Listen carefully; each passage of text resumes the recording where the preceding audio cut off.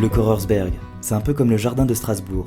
On y trouve des fraises, des courgettes, des artichauts, on cultive de tout par ici. Même des choses insolites comme des plantes au goût d'huître, de minster ou même d'agrumes. Le souci, c'est que les agriculteurs qui prennent soin de nos terres ont progressivement perdu le contact avec le consommateur. Le lien a été rompu par les médias, par des clichés, des idées reçues, un système de surconsommation.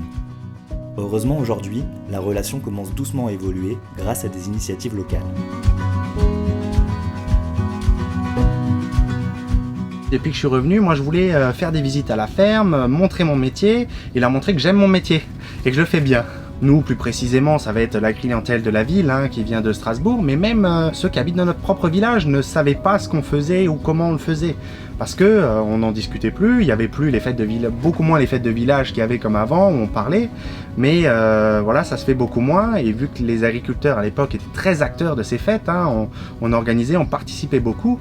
Et c'est pour ça qu'on pouvait discuter. Maintenant, ça se fait beaucoup moins.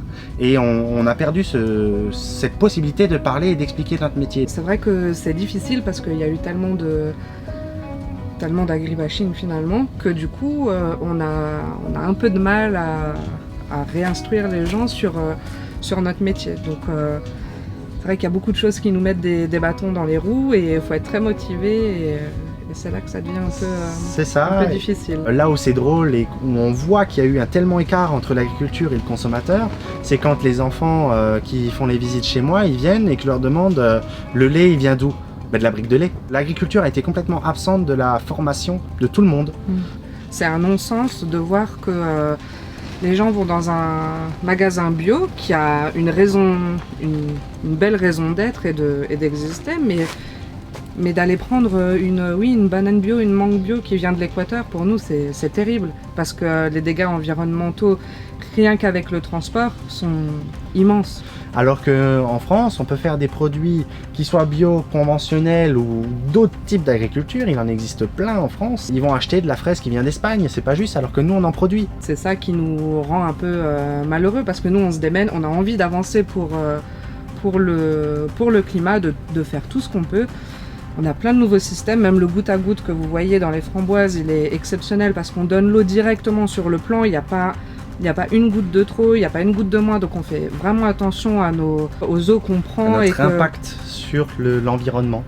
Donc on a tout intérêt à le protéger parce que c'est facile de nourrir aujourd'hui, mais de penser qu'on pourra nourrir encore dans 100 ans, c'est beaucoup plus difficile. Donc il faut préserver l'avenir de l'agriculture, l'avenir de la biodiversité. C'est une passion, c'est un plaisir quand je fais venir les gens ici et qu'ils cueillent une framboise, ils cueillent une pomme, ils cueillent une fraise, qu'ils la mangent, qu'ils me disent « Ah, elle est trop bonne ta fraise ». J'ai tout gagné. Mon but c'est la cueillette, mon but c'est le fruit et que le consommateur me dise « C'est trop bon ». Voilà, j'ai bien travaillé.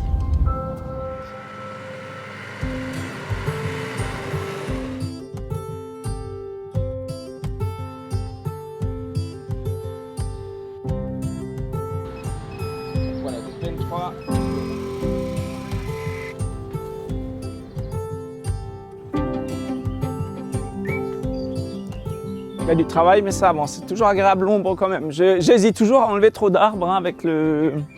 Finalement, bon là ça fait un peu cachette secrète, là, jardin secret. Parce qu'on traverse le chemin et puis les abeilles qui sont installées là, qui travaillent aussi. Donc c'est un petit coin écolo, sympa. Mon parcours, j'ai fait des études supérieures à Strasbourg, maîtrise de biochimie, sciences du végétal, quand même en rapport avec les plantes. Et puis donc j'ai choisi de reprendre l'exploitation agricole de mes parents en 2007, donc ça fait déjà quelques années, voilà. Et donc axé plutôt sur la production végétale et fruitière au niveau de la ferme et la vente directe. Alors effectivement, moi je vendais tout d'abord mes produits directement à la ferme, effectivement, donc ce qui permettait de garder un lien direct avec la clientèle. Par la suite, j'ai un peu développé la vente aux restaurateurs, comme j'étais un petit peu spécialisé dans les fruits et légumes exotiques ou originaux, ainsi que les herbes aromatiques. Donc à mes pieds, là, on a une plante grimpante qui vient du Cambodge. C'est en fait la plante fromage. Et lorsqu'on utilise les petites feuilles, là, qu'on les consomme, on a vraiment le goût du Munster ou du camembert bien fait. Donc c'est vraiment étonnant que cette plante, disons, développe un goût un peu qui ressemble vraiment au fromage, à s'y méprendre. Là, vous avez la sauge ananas et on retrouve le côté ananas fruité Donc ça peut vraiment amener un petit plus à vos salades de fruits, au dessert ou aux tartes en mettant une petite feuille sur une meringue par exemple. Une certaine catégorie de personnes effectivement a coupé complètement le lien. Alors c'est plutôt des personnes qui font leurs courses globalement dans les supermarchés.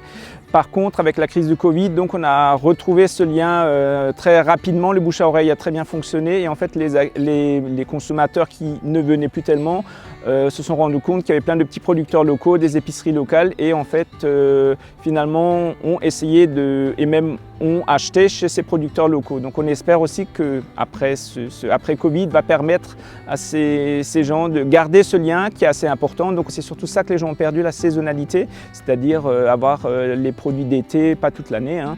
Et donc il y a effectivement ce lien qu'il faut retrouver et aussi ce contact et ces explications que les gens ont besoin pour aussi avoir confiance en l'agriculteur par rapport à ce qu'il vend, à ce qu'il produit, la manière dont il produit, ce n'est pas en bio. Donc en fait c'est un lien de confiance aussi qui doit s'établir et qui doit rester à long terme.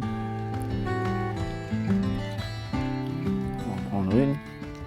Poire de terre, alors donc les tubercules ne payent pas de mine, hein, donc c'est un tubercule qui ressemble à une patate douce, mais bon, ça n'a rien à voir. En cuisant, elle va rester ferme.